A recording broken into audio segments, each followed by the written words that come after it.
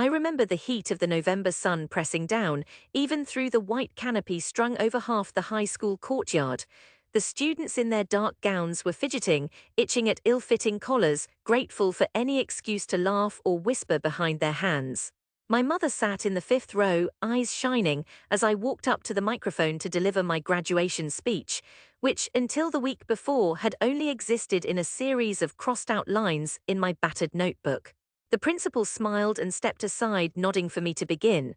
Off to the left, the faculty benches lined the stage, and I noticed, but tried not to notice, my cousin Rodrigo, a repeat senior, a football star, leaning forward, eyes bright with some mean anticipation.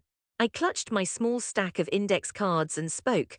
I know I'm not the kind of graduate people expect to make a speech at Collegio Santo Amaro. I don't play football very well, and I never won medals at science fairs. But I want to speak about dreams, real dreams, the kind that keep you awake at night. When I told my mother I wanted to be a journalist, she smiled, but Rodrigo coughed too loud, someone else snorted, laughter like a ripple. I felt my skin flash hot. On the edge of the stage, Melanie DaCosta, class queen bee, leaned into her friend. Is he going to cry? I kept going, focusing on a spot beyond the crowd, because stories matter. São Paulo is a city full of stories, and I want to tell them no matter how difficult, even if people think it's ridiculous. My uncle Marcos, always gruff, couldn't help himself. Ridiculous is quitting a good job for fairy tales. The crowd, half embarrassed, half excited, tittered in agreement. Up front, my mother's face fell. I cleared my throat. I know it might not make sense to everyone. But without believing in something, we lose ourselves. Behind me, someone hissed, Via Ranger Trabalho Molk. The laughter was no longer good-natured. My ears burned. I finished somehow and left the microphone. They didn't clap much. The principal gave a little thank you and hurried on. Afterwards, in the soft shimmer of twilight and spilled confetti, people avoided my gaze. My cousins clustered around Rodrigo, mocking me in theatrical whispers. Journalist, he sneered, you'll be back in 2 years asking Marcos for a job at the tire shop. My aunt squeezed my shoulder, a squeeze that said, don't believe you can fly, boy. My mother clung to me with a wound in her eyes. I smiled for her, but I wanted nothing more than to walk into a dark alley, curl up and disappear. I left for university soon after. The city seemed enormous and indifferent. I'd scraped together a partial scholarship at USB, the most prestigious university in Brazil, sleeping in a cramped apartment with 2 other boys from the interior. I started each semester tired, working night shifts at a bakery, filing class notes with flour dust clinging to the ink. One of my classmates, Beatriz, came from a family of journalists. She smoked expensive cigarettes and had stories I thought I'd never rival, but I outlasted her and everyone else who could afford to quit when things got hard. I wrote when I was so tired my hand cramped, chasing police sirens at midnight, scrawling details on napkins and backs of receipts. My early articles were padded with facts. Police corruption, crumbling apartment buildings full of invisible families, bus drivers who had been on the job 40 straight hours. The editors ignored my byline. My first job after graduation paid barely enough to cover my rent. When I came home once for Christmas, Rodrigo asked, so Globo hasn't called yet? He grinned over his beer, triumphant. My mother, stoic as always, put my story clippings on her fridge but kept them half covered with bills, as if she feared attracting attention. The phone calls home felt like performing surgery without anesthesia, always careful, always bracing myself. You need something? My uncle Marcos would ask, voice hard as gravel. You're eating. If you want to make real money, come work with me. Tires don't judge your words. I learned to keep my dream private. Clipped, I watched colleagues burn out or sell out and envied their easy smiles in advertising offices, their new sneakers. But I couldn't stop. I haunted every city block, chasing stories others missed. When a fire collapsed a favela in Vila Prudente, I climbed the charred stairs, coughing, to talk to the mothers wailing over melted toys. I recorded their anguish, edited late into the night, heart pounding. My big break came silent and sudden, a 10,000-word exposé on a drug trafficking network with deep police ties. It had taken a year. My girlfriend left because she said I was obsessed, reckless. Once, after a night reporting, she pressed her head into my chest and sobbed, "This city's going to kill you, Pedro." I let her go. I was alone with the things I believed. I published and São Paulo exploded with outrage. Senators thundered in the assembly. My inbox overflowed with threats, some anonymous, some not, but I was winning. I had something worth showing them, my family, my city, myself. Within months, a foreign magazine called. Would I write for them? I said yes. I traveled, reporting for The Guardian for El País, picking apart stories of poverty and power in Rio, Brasilia, the Amazon. My name flickered in the bylines in airports. My mother called, at first weeping, then laughing, then worriedly. Are you safe? You're on TV, you know. Even Marcos says he read your article.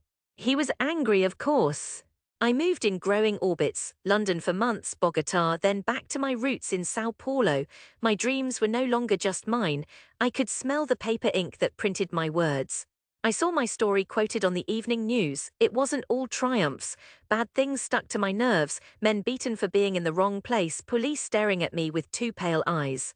People stopped trusting me, sometimes even the people I was helping. I drank too much, slept little. Nights passed in hotel rooms, the city lights like wounds. 10 years after my graduation, an invitation arrived. The same school, Colegio Santo Amaro, wanted to celebrate alumni for its 60th anniversary. Would I come and speak? Rodrigo, now a manager at a car dealership, was leading the alumni committee. The email was stiff. The students would benefit from your perspective. I returned to Jardim Helena on a humid Saturday. The streets had changed, some buildings repainted, most older, wearier. My mother, grey streaks now threading her hair, met me at our old apartment. She'd polished her only good shoes, made me feijoada, and hid her excitement like treasure. We entered the school side by side. The reception hall sparkled with balloons and photographs of past classes. Rodrigo waited near the registration table, his suit strained over his gym-thickened body. He shook my hand, stiffly appraising. Pedro. You look, he hesitated, searching for a word that didn't taste bitter, different. So do you, I smiled. He cleared his throat. Glad you could make time. The gym was packed, past graduates, current students in their best. The staff fussed, passing out programs, prominent alumni, successful lawyers, doctors, engineers. When I took my seat on the dais, I caught fragments of murmurs from people who hadn't seen me in a decade. That's Pedro Torres, the reporter, the one on TV. Rodrigo strolled up to the microphone, practiced and confident. Thank you all for coming. Today we honor those who have made Colegio Santo Amaro proud. He spun through a litany of familiar names, pausing lavishly on a woman who'd built a chain of private clinics. Cheers, a small standing ovation. When he read from the printed program, finally, Pedro Torres, whose investigative journalism has brought attention to vital stories in Brazil and abroad. Let's give him a hand. The applause was polite but tentative, unsure. After the formalities, we gathered in the courtyard, where the courtyard trees had grown, their branches interlacing overhead. Tables set with cheap white wines, sandwiches from the bakery, pastel brimming with grease, brought the community together, everyone eager to gossip. My aunt, frailer than I remembered, sidled up. We saw you, that story about the mayor. My friend at church couldn't believe it. I nodded, never quite sure how to respond. Thank you. My cousin Melanie, who'd made a name running an Instagram shop, looked me up and down. So, it's real. I thought you'd be fatter if you were famous. I grinned despite myself. I'm always running after stories. Rodrigo shook his head, half smiling. I remember when you read that speech, you could hardly keep from shaking. I told everyone, Pedro's got courage at least. Yeah. I remember you told me to come work in tires, I replied. He snorted then, and for a second something like warmth passed between us. As dusk crept in, the principal asked for the alumni to gather again. We're unveiling our new wall of honor, she said, gesturing to the mural in the refurbished hall. The parents and children filed in. Along the tiled wall, gilded frames showed the faces and short biographies of the school's proudest alumni. Doctors, architects, one state representative, then, there in the last frame. My name, my portrait in stern black and white, the caption underneath, Pedro Torres, international investigative journalist. Exposed corruption at the highest levels, Pulitzer Prize winner, Pulitzer, the word caught in the silence. People bent closer, reading it twice. My uncle Marcos, who had always dismissed my useless pursuits, stood to the side, arms folded. A slow grin, unfamiliar and hesitant, crept across his face. He looked at my mother and back at me, his voice low but clear. That's, your boy did good, Marissa, real good. A girl stood near the end of the hall, scanning the faces. I caught her gaze. She looked too much like I had all those years ago, unsure, searching for something worth holding. She tugged at her mother's sleeve. He's from here, from Avenida Sapopemba, her mother nodded. After the speeches, people circled me. They asked about riots in Rio, whether the stories on TV were fake, what it was like to speak to the president. For once, Rodrigo simply listened. No jokes, no jabs. When someone challenged my stories, "But aren't you afraid to say these things? Aren't you afraid they'll come after you too?" I heard my voice calm and strong. I am afraid. But sometimes, if you're afraid and you keep going, you find you're not alone. Under the fluorescent lights, old classmates took selfies with me. I saw myself reflected in their screens, both strange and familiar, older now but not untouchable. The teachers who once grumbled about my daydreams wanted autographs for their grandchildren. When I slipped outside for air, the jacarandas stirred in the evening breeze, violet petals clustering the sidewalks. I felt the burden of old shame start to lift. My mother hugged me, grounding me, tears shining in the corners of her eyes. "Did I do right, Pedro, letting you chase all those crazy things?" I pressed her hands in mine. "You did everything right." Later at home, she brought out a rectangular box. Inside, yellowed and soft, were old articles I'd sent her over the years, each carefully clipped, each story I'd written dating back to the ones no one else had ever read. "I always knew, she whispered, no matter what anyone said." I sat with my mother, eating reheated feijoada, listening to the city sounds, distant drums, cars grinding past, a neighbor's shout. For the first time, it felt like coming home had no bitterness, that the dream they once called ridiculous could fit inside these walls. The next morning, before leaving, I took a slow walk around the neighborhood.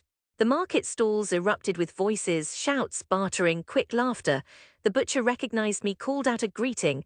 A boy on a battered bike asked if I needed directions, then, recognizing my face, nearly toppled over trying to film me for TikTok. Before I went back to the city, with all its pressure, its tangled stories, its heartbreak, I looked back at the apartment windows, the chipped red tiles, the satellite dishes blinking beneath the São Paulo sun. I thought of the scared boy trembling at the microphone all those years ago. I was still him in some ways, always a little afraid, but now, after everything, I carried something like dignity in my bones. I'd left my name behind on a wall lodged between 100 stories. Maybe some other kid would see it and know their dream wasn't so ridiculous after all. Maybe someday they'd come back too.